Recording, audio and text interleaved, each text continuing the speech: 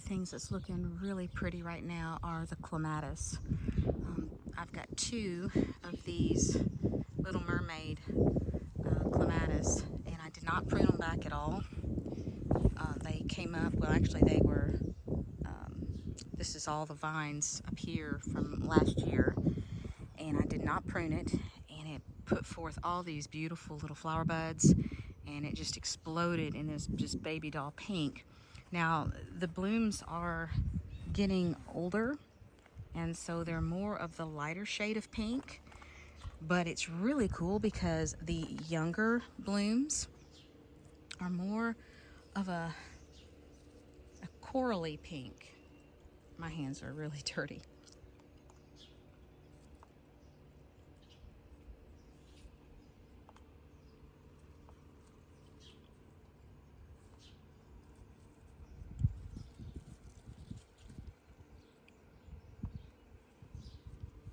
This Clamatus has some purple as the blooms age.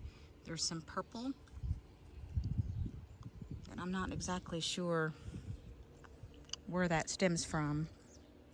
But earlier, you know, 4 or 5 days ago, there were almost 3 different shades of pink. There was the real rich coral new blooms, and then there was like this color bloom, which was more of the, I guess, at peak. And then there was this lighter, more what I call baby doll pink. So it was actually, it was just a gorgeous display of like 3 different shades of pink. This is the blue light Clamatus, and it's really just getting past its prime. There's a few younger blooms down here. You can see the size of that bloom. But then some of them are just huge. They're larger than my palm. My palm, as you can see the sunlight where my fingers are back there. And they have this gorgeous little tuft of bloom in the center there. Absolutely love this. It's more of a lavender. But it does provide a blue accent in the garden if you're needing something like that. Very pleased with this Clamatus. These lady of, I don't know if you pronounce it shallot or shallot. It's a David Austin rose. It's labeled as a shrub rose, but it is definitely, in my opinion, a climber. It really likes to climb. But it is a beautiful orange, kind of like an orange sherbet or a dreamsicle type orange. It's beautiful. The bloom is beautiful. I'm not super crazy about the foliage. It's okay. It's more of a lighter green than a lot of roses, but it's a beautiful rose, and it goes so well with these purple irises. So if you look at the orange up against that purple, I just think that's a very beautiful contrasting color. And so this is a gorgeous rose, but if you buy it, just know that it's going to want to climb for sure. But the petals on it, there's so many petals, and it does have a good scent.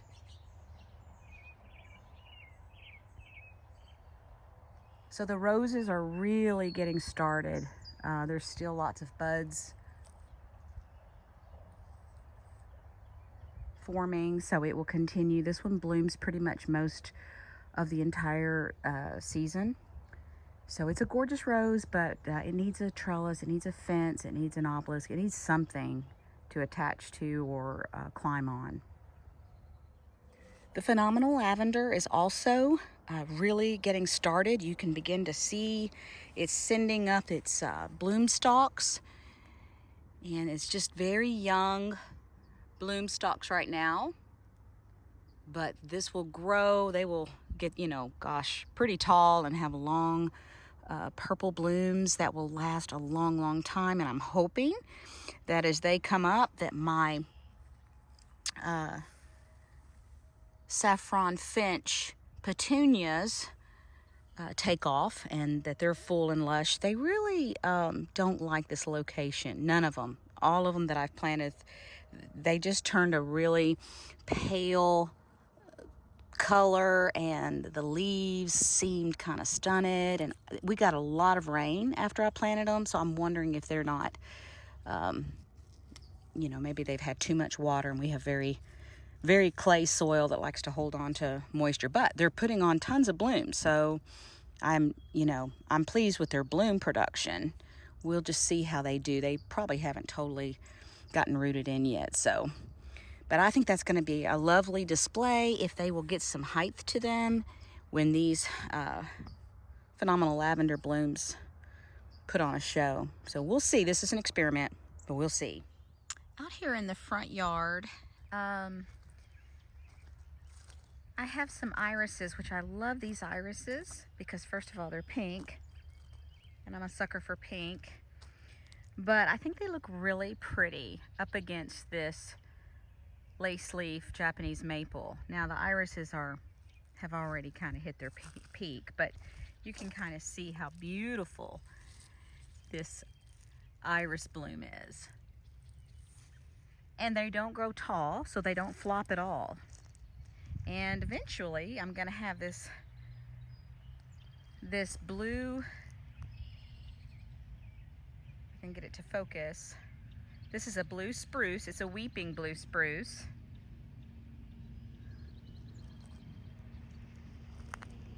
There's buttons. And I do have some aliums growing here.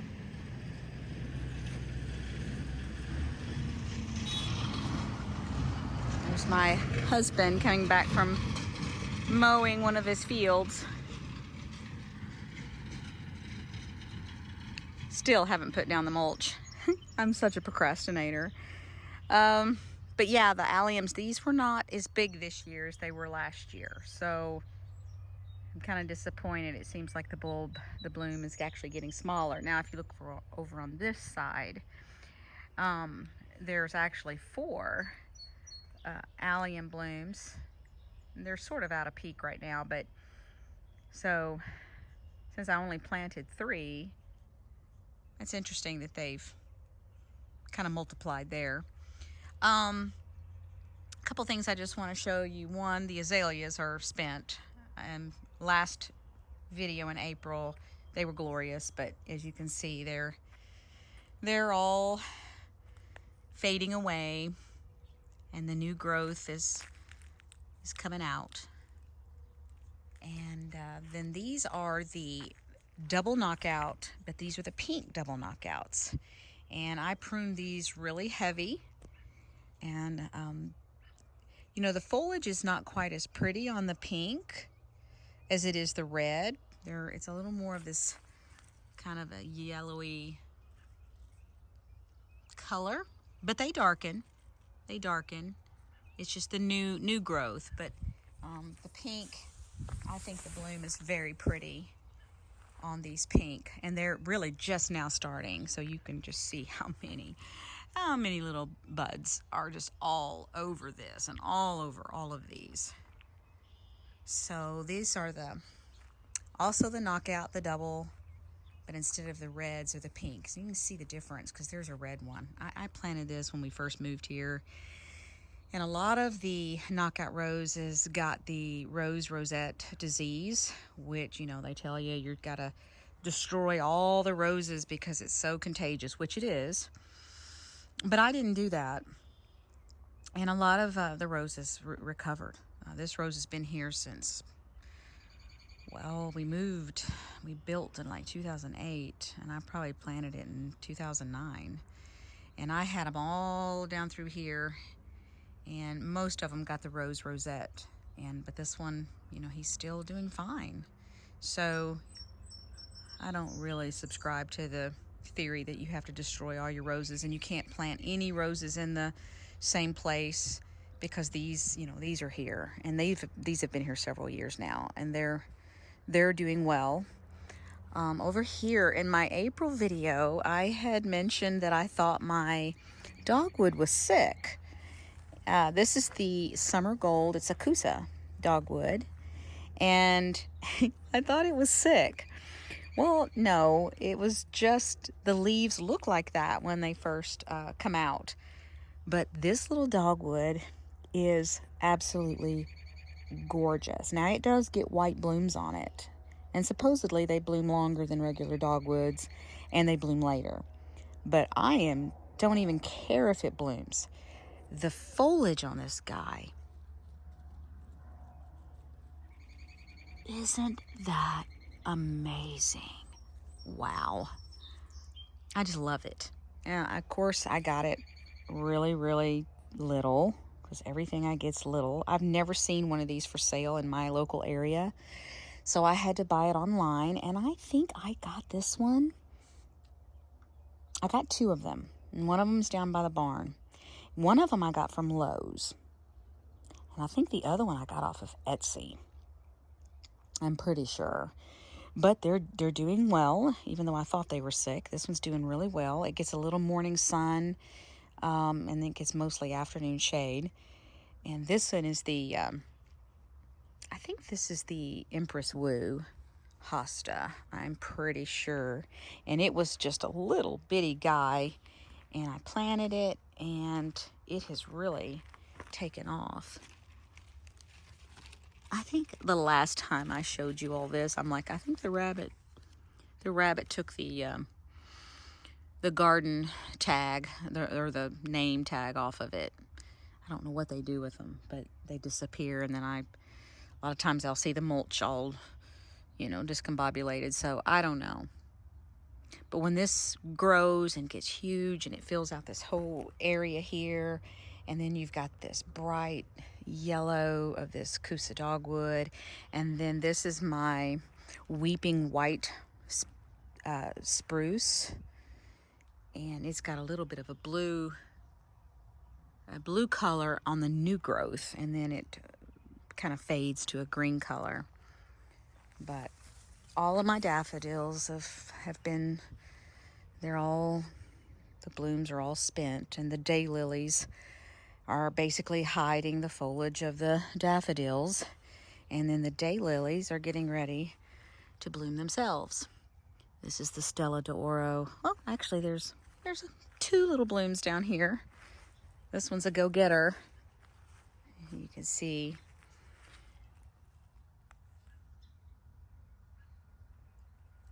And so I think that'll be really pretty when all of these get their blooms, and in the background you'll see the pink.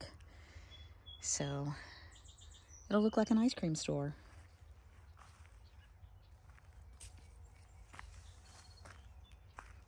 I've got a hosta over here I wanted to show you real quick,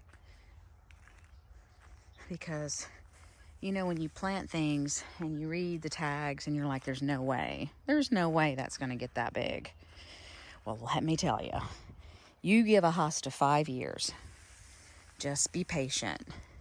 This thing is a monster, but it's a beautiful monster. I mean, it's every bit, well, from back there to here, that's probably every bit of 4.5, close to 5 feet wide. And if it wasn't bunching up against this shrub over here, it probably would be close to that, in that direction as well.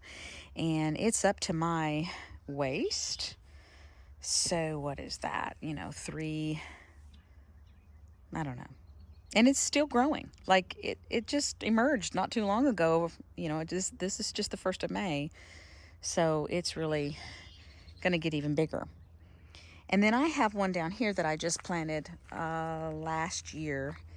It's going to get equally as big, or maybe not quite as big, but it's going to get large. But this is the sum and substance, but you can see the difference in the color. And I believe this one is the Empress Woo. I always say I'm going to remember which one's variegated and which one's not. This is not the variegated one. So one of them is Empress Woo, one of them is Woo La La. I think this is Empress Woo. I think. The non-variegated. The Woo La La and the Empress Woo are basically the same plant. They get the same size. The only difference is there's a slight variegation. It's not a white variegation. It's just a lighter green variegation on the margins of the leaves. And then the other one, this one, doesn't have any variegation. It's just a more of a bluish green. So I thought it'd be really pretty up against the Sum and Substance, which is a very bright, happy green. I call it happy green. I don't know. Would you call that lime green? Would you call that pea green? Chartreuse green? I don't know. But anyway, it's a brighter green. So I think it contrasts nicely with that hosta. But this hosta loves its life here. Something else that I have growing in the front of the house is this very tiny, very young. This is a Illuminati Arch, and this one is a mock orange. But I wanted to show you what blooms in the early part of May. Now this plant I got online. It was in a tiny little container, and it was so little I had to protect it from the rabbits.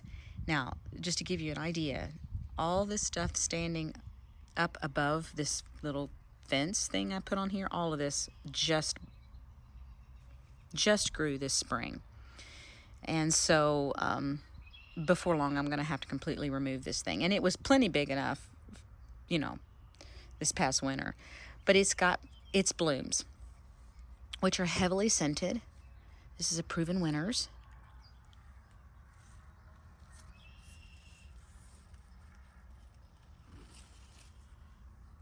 And if you want to get plants affordable, sometimes you have to get them little. But this will grow, and it will be beautiful. Now the Illuminati Arch, just to give you the stats on it, there's a kind of a picture of what it looks like.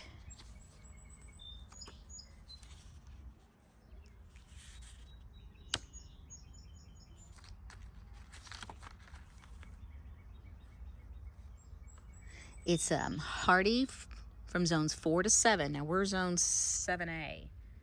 So that's why I have it in this location. It gets quite a bit of afternoon shade. It gets 4 foot tall and wide. Hard to believe, huh? When this one's only about 1.5 feet. And it says it can get sun or part shade. And you wanna prune your mock oranges right after they flower, because they apparently bloom on old wood. So just bear that in mind if you have any. But it's a highly scented plant that I think it's just beautiful. Can't wait for it to get its 4 foot size. If you watched my April garden video, you will remember that these autumn frost hostas were really small. And here we are, we're in the first week of May, and the hostas have just exploded with growth. And I am so pleased with the autumn frost hostas. I mean, who needs blooms when you have this vibrant color in mostly shade? And it does get some early morning sun, and it doesn't seem to bother it. But for most of the day in the afternoon, it's pretty shady.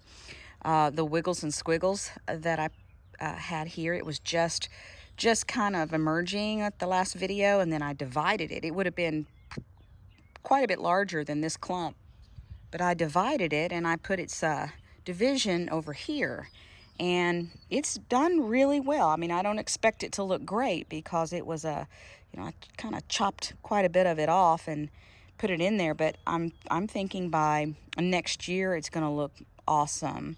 The blue hosta back here, that I don't know the name of it because it came from another area around the house, it's looking beautiful with that blue inside the leaf of that autumn frost. It's just almost matched perfectly. And then of course the heuchera. This is the Georgia peach, and it's beautiful. I did lose one of the Georgia, actually I lost 2 of the Georgia peaches, so I'm not sure that they really like our area. But this electric plum, I don't know if you remember in the other video if you watched it, but this was just had a few little leaves. But it has doubled in size, and it's going to be glorious if I can keep it alive. It's going to be beautiful up against the yellow of these autumn frosts. You know, these hellebores are still putting forth blooms. And here we are in May. Hellebores, in my opinion, are the coolest. I don't know, they're super amazing plants. They start blooming in winter, and then they just don't stop. And the blooms stay on them. Even if they change colors, the blooms stay on them forever. So, I mean, this, for your money, and of course, hellebores are very expensive because it takes them a long time, I think, to grow them out. But they're long-lived. They only get larger each year, and their bloom production, I don't know of another plant that blooms longer than a hellebore. But I just love, there's very little flower color. Even the hellebores don't have much color to their flowers. Very little pink around the edging of their blooms. But it's certainly not something that jumps out at you. It's the foliage of not only the heuchera, but also this amazing autumn frost. And there's another blue Hosta down there. And this here is the Hakanakloa grass. That is the all gold Hakanakloa grass. And here we are the first week of May, and you can begin to see the wee white hydrangea is starting to put on the little blooms, and they will be enormous, larger than the size of my hand, cloud-like blooms on this very soon. Probably maybe by the end of this month or June. And it looks really pretty up against this Japanese maple. This is a lace, kind of a lace leaf, weeping type Japanese maple. It's not got an extreme weeping form, but it's just enough weeping that gives it a really neat look, I think. So this area is really looking good. The Island Breeze hostas are really coming out looking good. This one here was such a tiny little guy when I planted him that, you know, he's just getting established. But this one is a Hope Springs Eternal, and he's got quite a bit of this white variegation. But I think as it matures, it's not going to have quite that type of a leaf variegation. It's going to be more like a, you know, this type leaf where the margins are white. You can kind of see here a good example of that. But it gets fairly large, so I'm hoping it kind of fills in this area. But it gets, you know, it gets morning sun, so if it starts to burn, I may end up moving it and putting something else there. You can see that the pink profusion salvia is still looking awesome. It looked good in April. It's looking great in May. It's a very long blooming perennial, and the bees love it. So again, now you can see that the Back to the Fuchsia, which is behind it here, this one right here, it's really on its way out. It's, you know, it's mostly spent blooms if you look at the plant. And I talked about this in my April garden video, but you can see now here in the first week of May how it's pretty much on its way out, whereas the pink profusion is still going strong, still looking gorgeous. Got this really rich wine color bloom stalk that still looks kind of cool even after the little blooms are gone. But this is an amazing perennial. It's not very tall. It stays fairly short, so it'd be good for like the front, you know, of a bed. But anyway, it's still looking beautiful. And it looks really pretty when you put it up against these bluish irises. These blue irises are just, I just love the blue ones. They tend to flop. That's my only complaint about them. The candy corn Spyhea has got its little blooms coming out, which clearly this plant has got more than just blooms to show off. Look at the foliage. And as this plant basically goes through the entire season, it's constantly putting on new growth. So you're constantly seeing this color variation of this red with some orange, and then it goes to yellow, and then down in there is this beautiful bright chartreuse color.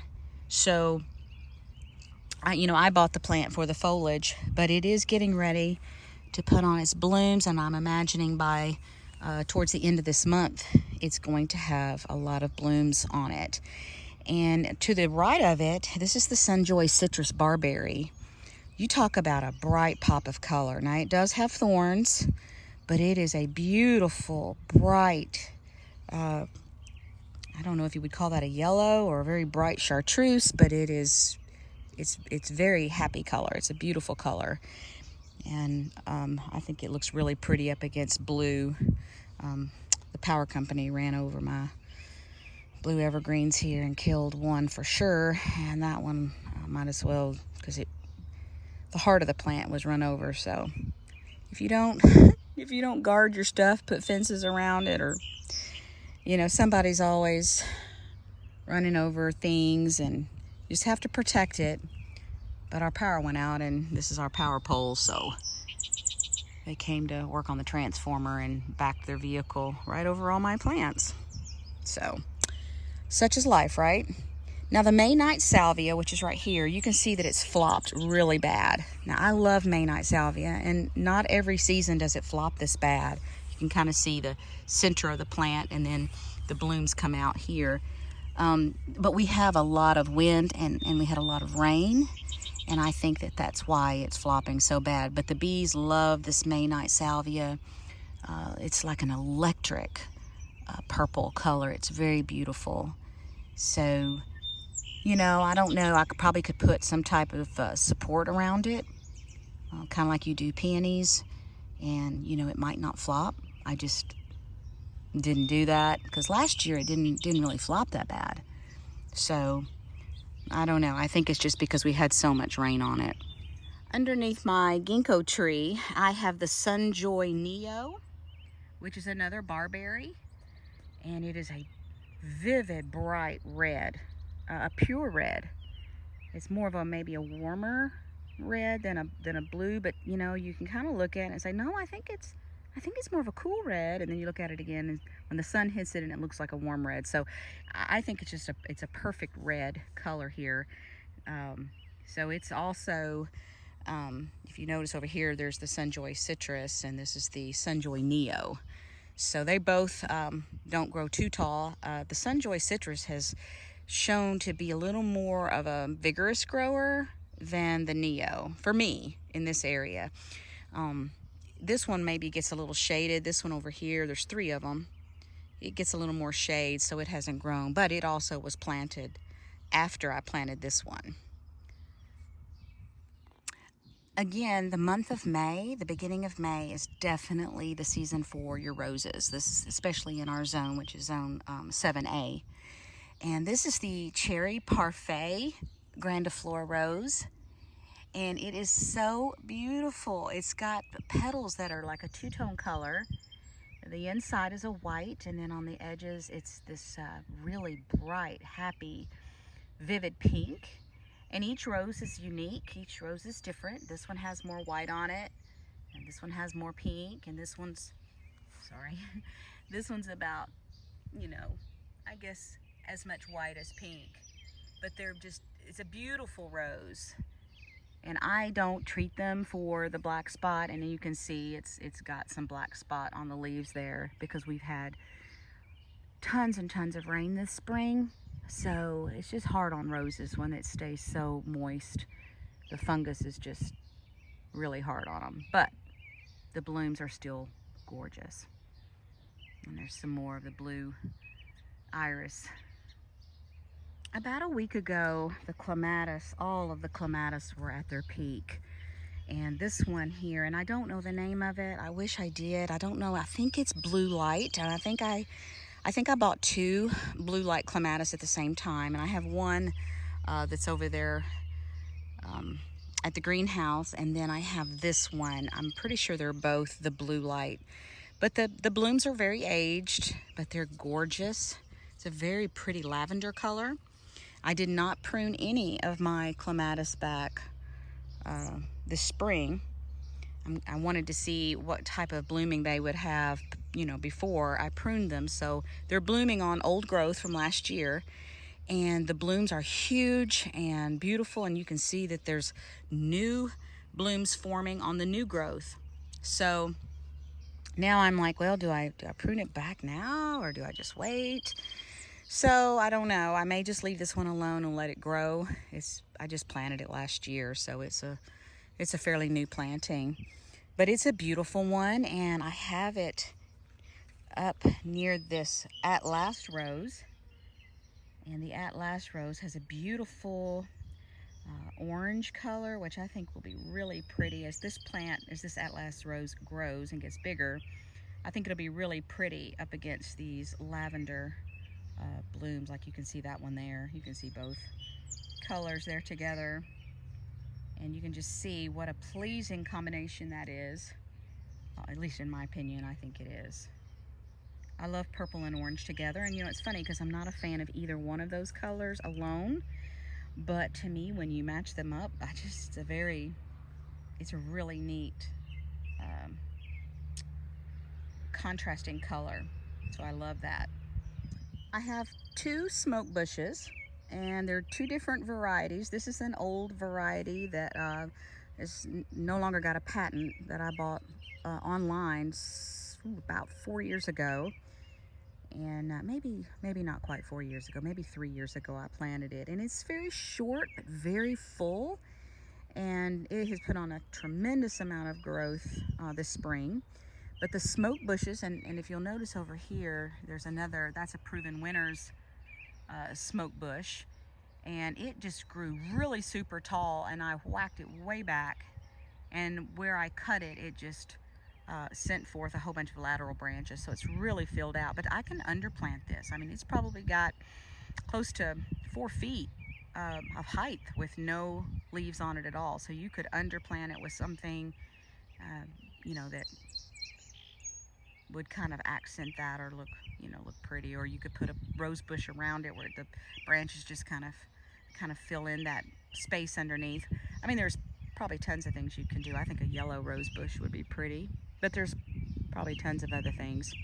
But I love the smoke bushes right now. Now they're not blooming right now, but the leaves are what's so beautiful. I actually thought about moving the Sunjoy citrus and plant them around the base, and you can see I've already dug a hole here, but planting them far enough away so that as the smoke bush grows, it's not going to shade them.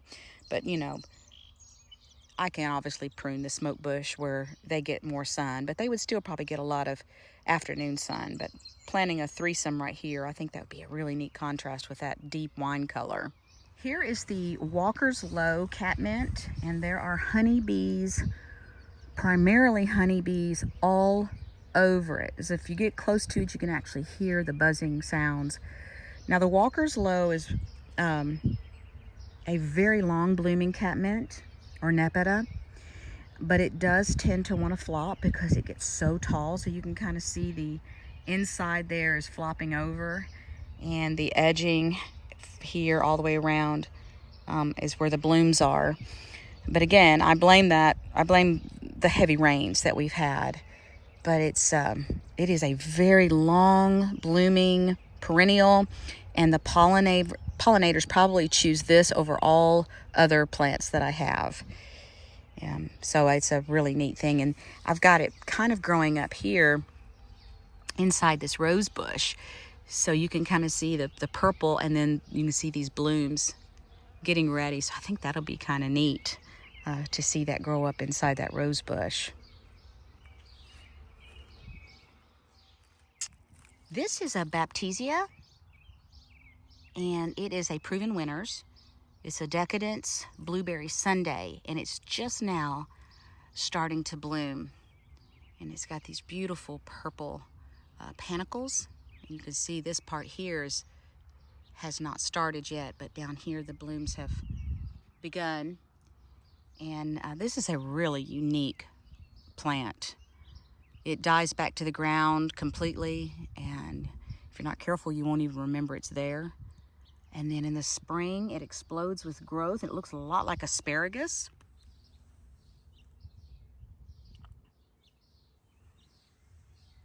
I've never seen anything grow so fast. is the Baptisia. And supposedly these plants don't like to be moved, so I think this is going to be kind of a permanent location. And again, we're on the other side now of this Atlas Rose. And as that Atlas Rose grows, I think it'll be beautiful. It will be blooming at the same time that the Baptisia has purple, and it'll be purple against that Atlas Orange, and in addition to the Clamatus. So I think that'll be really beautiful. I may plant some more Atlas Roses in this area as well. And then of course we have the Walker's Low catmint here. Here's the other side of the smoke bush that is a proven winners. It's called Winecraft Black. And it is just, the foliage is gorgeous. And you talk about something that grows fast. This hit the ground running, and it has, I mean, I cut it back down in here. Like you can see where I kind of chopped it off. All of this. Look at that. That's 2 feet, at least 2 feet long stems that it has put out since February. And really, it didn't even get started going good until March. So it is a very fast grower. And the foliage is very clean and beautiful. I mean, smoke bushes are amazing shrubs to me, but you can kind of see the architecture of the limbs. I put this around there because I thought it would need protection from the rabbits, but it's grown so fast that I don't think that the rabbits will bother stems that are, well, they're down there, they're larger than my thumb. So I think I can remove this protective cage now. Man, rabbits, I don't have deer issue, but the rabbits are a severe nuisance in my garden.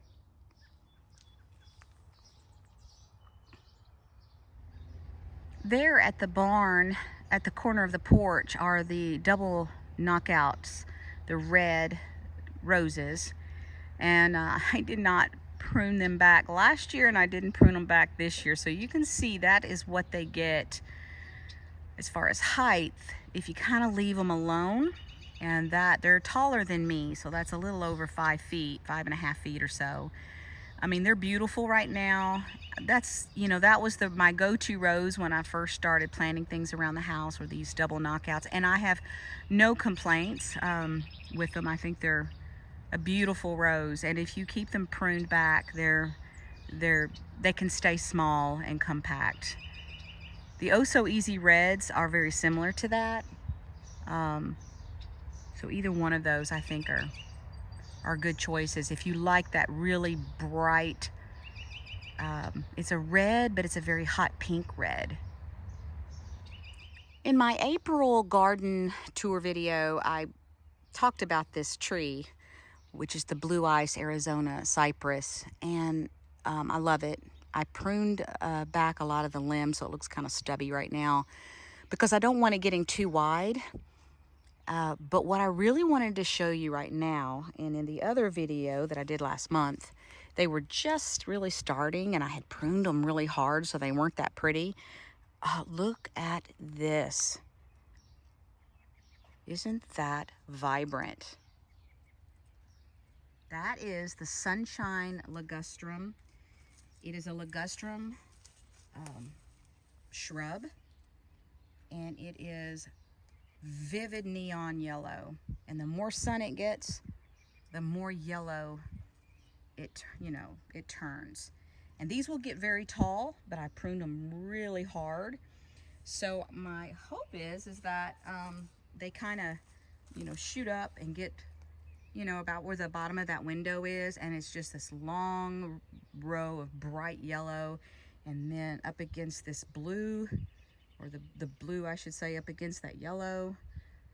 I think that will be really, really pretty. But they love this spot. Now they look kind of, they're supposed to be evergreens, not for me.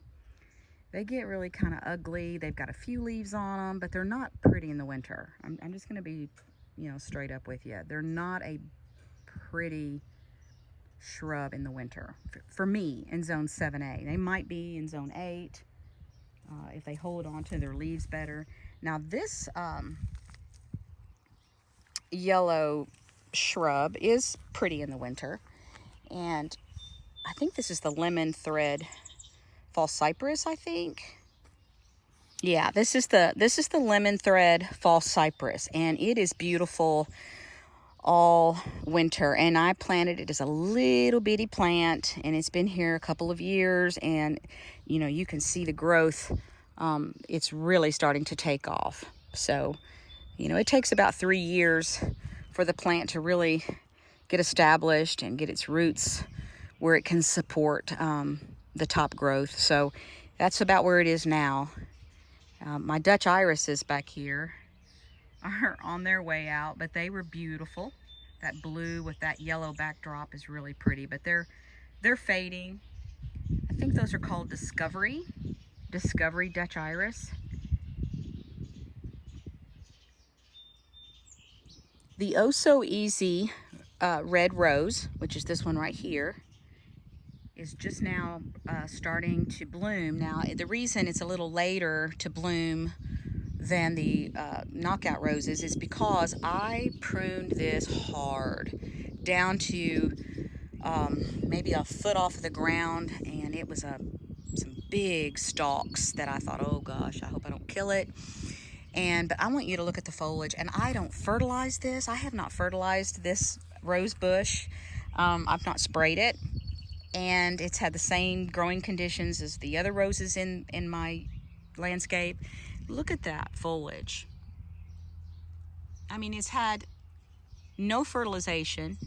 This ground is just as much clay and compaction as anywhere else, because when we built the barn here, you know, a lot of the clay and stuff, the topsoil was removed.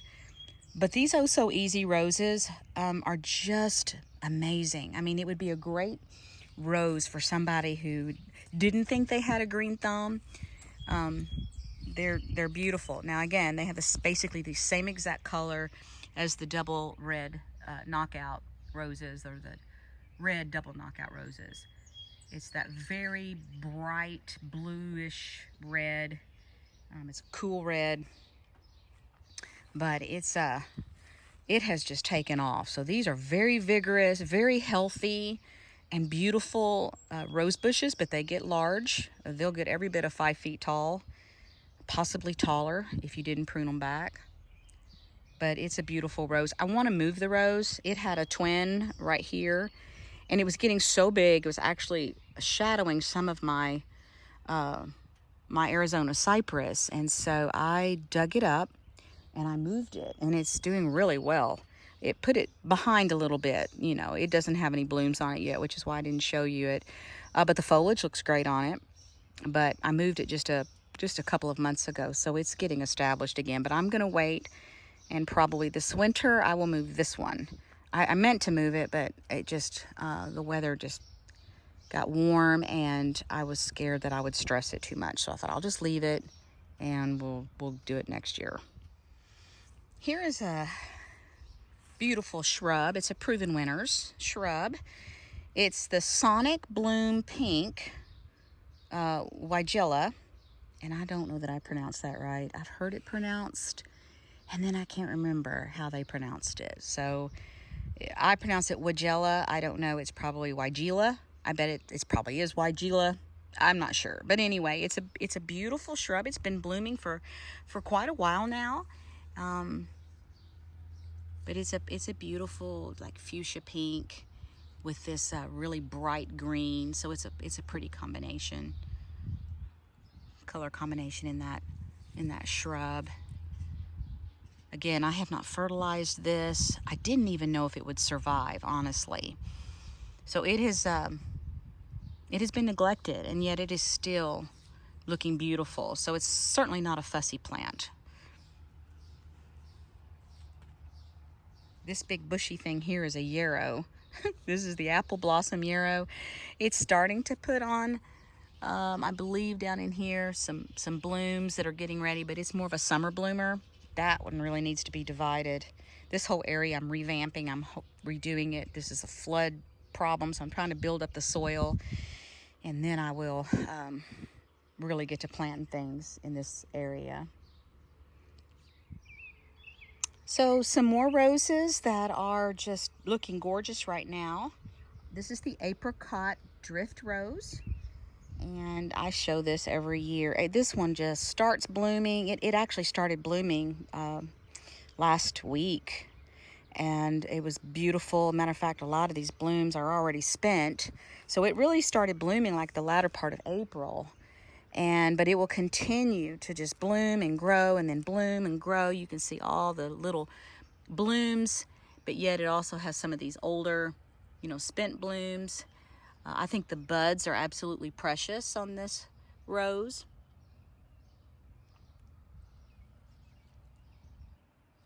I have not deadheaded it. I need to do that. I pruned these also really, really hard late winter. And I thought, man, I hope I don't kill them, because they had gotten really overgrown and they were shading. I was afraid they would shade my daffodils that I have planted in here. So I wanted to really prune them hard, and they responded very well. But they're a beautiful, this apricot pink color. And they're actually a wonderful complement, and basically the same exact color as my Queen of Sweden, which I am in love with this rose bush. I think it's my favorite of all the rose bushes I have, primarily because of the color of the bloom. It is a soft, warm baby doll pink, sweet as it can be. Oh my gosh, look at that. Have you ever? And these are just now really getting to open. But I think another reason I love this one so much is because of its habit. A lot of roses just kind of sprawl everywhere, and they are not very kept and not very compact. This rose bush, the Queen of Sweden, gets pretty tall, but it stays really narrow. I mean, considering it gets about 3 feet wide, could get about 5 feet tall. It is loaded with blooms. They're everywhere. I mean, they're just everywhere. It's just now getting started, and it's gorgeous. And I'm hoping that it's still in really heavy bloom when my yarrow starts blooming. I think it will, because I think the yarrow is getting ready to put forth some of its little bloom. I can't tell exactly. But this one here, I always tend to forget it, is the Firefly Diamond Yarrow. I just planted it, I think last fall, so I've not seen any blooms on it yet. But if it's a white, really kind of ethereal bloom with this beautiful soft pink, I think that would be really pretty. I also planted some stuff I started from seed. There's some yarrow in here. It's the pearl yarrow, and I think this one here is called Peter Cottontail yarrow. So I'm kind of just experimenting to see which yarrow does the best. There are definitely different varieties of yarrow. You can see that this one has a completely different leaf structure than this. This is a ferny. So I'm learning. I'm just learning about yarrow, and so clearly there's a difference here. But I love the Queen of Sweden. I mean, look at that rose.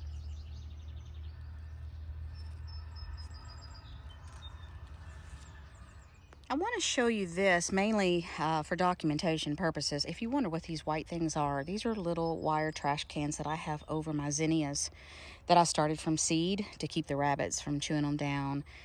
That's a hollyhock underneath that one. But the rabbits chewed the hollyhocks down to where it only had one little leaf on it. So I had to cover that hollyhock, and I had to cover that hollyhock. But I planted this Aphrodite sweet shrub. It had been in a pot for a long time, and I just put it out just, gosh, maybe a week ago, week and a half ago. But it's got a little bloom on it. And it seems to be loving life. It didn't wilt. It didn't act like it bothered it at all when I transplanted it. But it is the Aphrodite sweet shrub. It's hardy to zone from 5B to 9, and we're zone 7A. And it gets 6 foot up to 12 foot tall and wide. So I didn't plant anything really close to it, except for the little annuals that I started from seed. So this hollyhock gets huge. I may end up having to move it eventually, but you know, it's going to take a while for this little guy to grow. So I'll end up probably moving both of those hollyhocks. This is a hibiscus. This is the Spinderella hibiscus, which it's very late to emerge in the spring, and but it'll be really pretty in the late summer, you know, mid to late summer. So, but anyway, there's just a bunch of new plantings. I've got these Spyheas these were from my mother-in-law. My father-in-law gave them to me when she passed away a couple of years ago, and he just literally just dug them up and he chopped them down, and I thought, oh God, they're not gonna live. Well, they've lived, and they have just tripled in size, and they are producing, this is I believe it's a type of Spyhea. That's what it looks like. But it's blooming earlier than my other Spyheas. It's just this sweet little pink bloom, but you can see it's just getting started. There's a bunch of mostly blooms that have not even opened yet, so it's going to be glorious.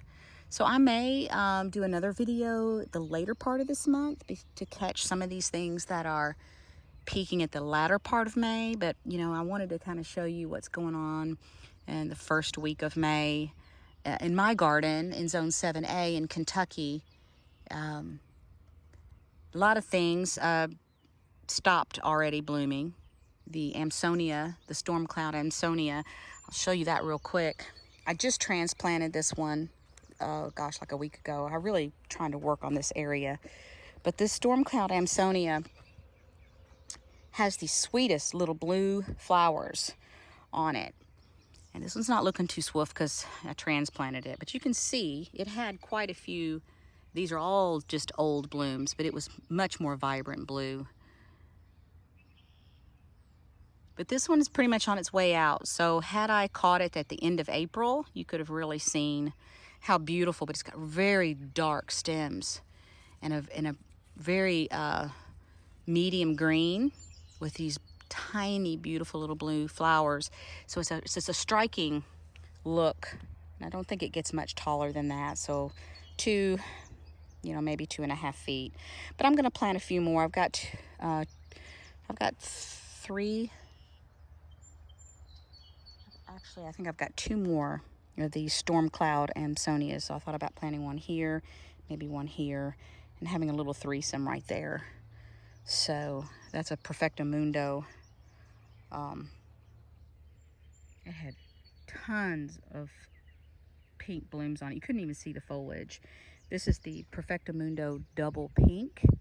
And it was an April bloomer, but the cool thing is it blooms again.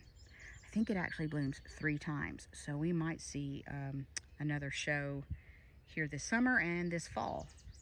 So we'll find out, but might not be quite as floriferous as it was this spring. I mean, it was just completely covered. It was solid pink. So I'm hoping one day this whole area looks really, really good, but it's a process, and it takes a while. And sometimes you realize you've made a mistake and you have to move things. But I know I love this rose bush.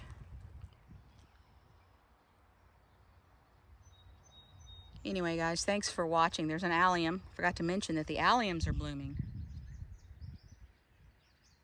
I just planted that bulb this fall, and there's another one right beside it that's coming up. I need more alliums, but man, the bulbs are so expensive. So this tarp is just trying to keep down weeds as I move along this area and fill it in with stuff. And I got to think about some hardscaping. I got to think about putting in some type of a walkway through here. Maybe a flagstone situation. Kind of been pricing the flagstone. Gardening is not a cheap hobby, that's for sure. But it is definitely rewarding.